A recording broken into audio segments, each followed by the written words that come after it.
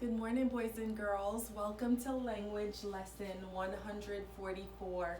We are going to begin with our oral language exercises. Remember, you're simply repeating the sentence after me.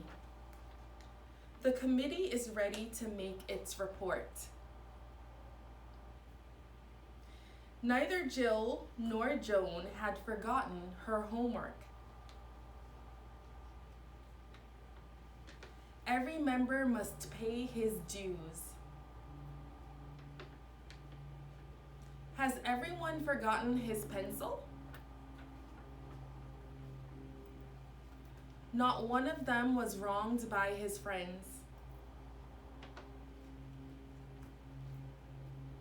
No one knew what his fate might be. Each girl must make up her own mind. Everyone said he was hungry.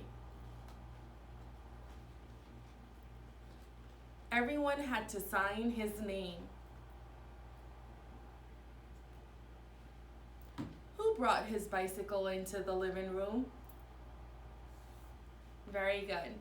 We are going to now continue with your homework from the previous lesson. So if you would direct your attention to workbook page 221, we are going to go through Think F and G together.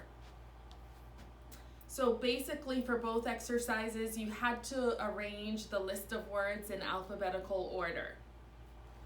So number 1 for Think F was always.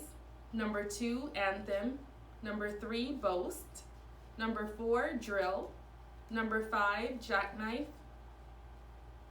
Number 5, dryer. Number 6, jackknife. Number 7, jackrabbit. Number 8, lantern. Number 9, nod. Number 10, nostril. Number 11, nothing. Number 12, quilt. Number 13, thread.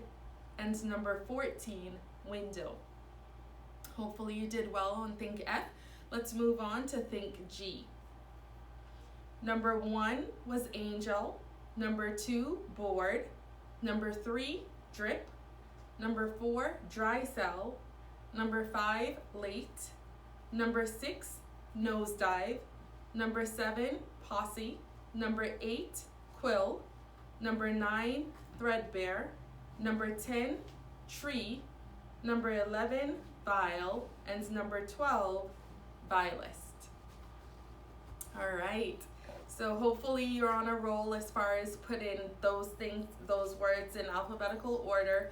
We are now going to transition to a review of your conjunctions.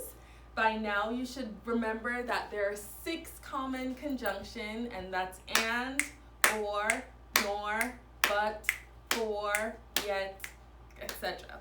So basically, what I would like for you to do is look at these sentences that I'm going to expose. The conjunctions have already been identified for you in each sentence. However, I want you to decipher whether or not it's joining words, groups of words, or sentences together. Let's go ahead and look at them. Okay, so here we have sentence number 1. It says, I like macaroni and cheese. Again, the conjunction has already been identified, which is and. We notice that it's joining macaroni with cheese. Now, is it joining words, groups of words, or sentences in this case? Absolutely, it's just joining words together. Let's go ahead and look at number 2. Grandmother's house is over the river and through the woods. You should have noticed something instantly. In this sentence, we have a couple of prepositional phrases. So we have the first prepositional phrase, which is over the river, and that's joined with the conjunction and through the woods. So in this case, it would be groups of words that's joined together. Go ahead and direct your attention to number 3. Mother went shopping, but she did not buy anything. Is this joining words, groups of words, or sentences together? If you said sentences, you are correct. We notice a complete thought. Mother went shopping prior to the conjunction but, and finally, the last sentence, she did not buy anything. All right, so again, we have the next one. He is old and wise. So there I noticed two adjectives were being combined with the conjunction and those words happen to be old and wise. Let's look at the next sentence. Jack is young, but he is a diligent worker. Does that join in words together, groups of words, or sentences? Jack is young. That's a complete thought. He is a diligent worker. That is also a complete thought. So the conjunction but in this case joins those two sentences together. And finally, do you like peas or carrots better? The conjunction or in this sentence is joining peas and carrots together, okay, which are simply words. So hopefully you are understanding the concept well. We are going to continue reviewing our capitalization and punctuation marks. So here we have a sentence. You should notice immediately that there are mistakes that need to be corrected. So it says, Mom asked, are you going to be at John's house or Bill's? Okay, I want you to take the time on a scrap sheet of paper to just go ahead and correct this sentence. You should have noticed that it's missing certain capitalization and punctuation mistakes. So you are going to correct those things.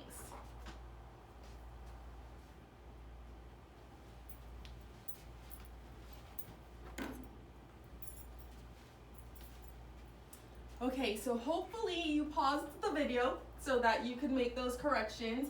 You should have a capital letter, obviously for mom. It's the beginning of a sentence. And then she's asking a question. You would need a comma. You would need a quotation, a capital A. Are you going to be at John's? We know that is also a proper noun that would need to be capitalized. You would need an apostrophe before the S. House or Bill's, again, Bill is a person that would need to be capitalized. You'd also need an apostrophe. And obviously, you need a punctuation mark at the end of all sentences. In this case, it's a question mark, and you would need your end quotation. Let's go ahead and look at how you were supposed to have written this sentence correctly. And here we are. Mom asked, are you going to be at John's house or Bill's? Hopefully your sentence looked exactly like that.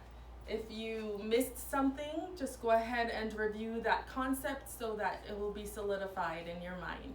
Okay? All right, great job. We are now going to move into our concept for today, which happens to be guide words. So we have been discussing various things that we find in the dictionary. This is just another one of those things. So I'm going to get an example. Here I have in my possession a children's dictionary. Hopefully you have an actual dictionary at home that you can access at this time. It would be great if you wanted to pause the video and grab that dictionary. You could do so at this time. And I'm going to continue. So our concept for today happens to be what we call guide words. And the dictionary has guide words, which are the two words located at the very top of each page in the dictionary. So if I just opened this dictionary randomly to any page, I would notice that there are two words at the very top of each page. In this case, it says impolite or inadequate. The other one says inappropriate or incompetent. Basically, if you look at the next entry, it says the guide word on the left side is the same as the first entry on that top page. So the word impolite happens to be the first word on that page. Now, if you look at the next bullet, it says the guide word on the right is the same as the last entry on that page. So, again, going back to this page, the word incompetent happens to be the last word on that page. Okay? The next bullet says, or the last bullet I should say, it says, guide words help to serve as a shortcut telling you whether or not the word you are looking for is on that page. So let's say, for instance, you're looking up that unknown word, again, that you're reading in your book for your book report. You would be able to open the dictionary to that particular letter, for instance, that the word starts with, but the words at the top would let you know whether or not that unknown word could be found on that particular page. So would it be in between the words that have already been identified? If the answer is no, then obviously you're on the wrong page, okay? And we're going to be working out some examples together with that.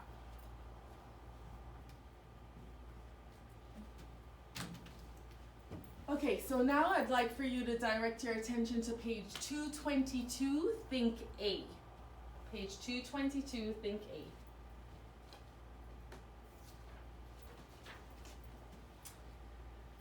At the very top of that page, you'll notice in the blue box that it goes through what guide words are. It gives you a couple of examples that you should be familiar with already from your dictionary page. Observatory and occupy would be examples of guide words. So that would be the very first word on the page. Observatory and occupy would be the last one. Let's move on to think A. Think A is asking you to pretend that the guide words midship and milk appear at the top of a page in your dictionary. And you are going to place a check mark before each of the following words which would appear on that page. So in order for the words that are listed to appear on the page, they'd have to come after midship and before milk. So let's look at the first word. The first word is mileage. Remember the exercise we did previously? It begins with an M, so far we're on the right track. It continues with an I. We're still in pretty good shape. It continues with an L. So now you need to ask yourself, does L come after D? The answer is yes. And we know that milk also has an L. So now we need to move to the next letter. In this case, it's an E. So does E come before K? The answer is also yes. So we would know that mileage would be found on this particular page. So it would come in between the guide words midship and milk. And you would just continue the exercise as such. All right? Let's go ahead and see which other words would be found on that page. So we have mileage, midstream, milestone, mighty, mile, military, mild, militia, and migraine. Hopefully none of you experienced that last one. It's not pleasant. All right, let's go ahead and continue on the next page. Okay, so now we are on Think B on the same page. It's asking us to read the following examples of dictionary guide words and their page numbers. And the second thing it's asking is, using the guide words, write the number of the page on which the words below would be found. So we're going to do a couple of examples to ensure that you're comfortable enough to work on your own. Okay, so again, these are examples of guide words along with their page numbers. We simply have to identify where this word would be found on what page. So number 1 says absolute. Obviously, it begins with an A, so you know it would either be found on page 10 or page 18. Ab is a B. Here we have page 10, the words both begin with AB. It also continues with S, so we'd have to concentrate on this O. Where would that be found? Would we find the word absolute on page 10? And the answer is yes. So you'd simply write page 10 for number 1. Okay, let's look at number 2 together. The word is vegetation. What page would you find that word? You should have immediately directed your attention to the V's, okay? And you just need to ask yourself, looking at VE, does E come after A? Yes. We have VE for vein, so we need to look at the next letter. Does G come before I? So how you answer that question will determine whether or not that word would be found on page 311, and the answer is yes, it would be found on page 311. So that's what you would write there. Okay, and you're going to complete that exercise. Let's move on to the last exercise for the day, and then you will be able to begin your seat work silently. Okay, so we are now on page 223. Think A, and we're going to do a few of these together. It's asking, would you like to be called the following words? Look up their meaning in the dictionary and write yes or no in the blank. So would you like to be called obnoxious or meticulous, valiant or ruthless? We're actually going to be doing the next set together. So again, if you have access to a dictionary, I would like for you to look these words up on your own and just decide whether or not that word is applicable to you, or if you would even consider it a compliment or not. So number 5, let's do that together. Odious. Now, according to the dictionary, the word odious means extremely unpleasant or repulsive. Would you like to be referred to as an unpleasant person? Of course not. So you would write the word no beside number 5. What about benevolent? That's someone that's extremely kind and giving, and you should immediately be saying to yourself, of course I'd love to be associated with that word. So you'd write yes for number 6. And then you are going to continue with 7 and 8 along with numbers 1 through 4. Enjoy this exercise. I think it's a fun one. Have a nice day.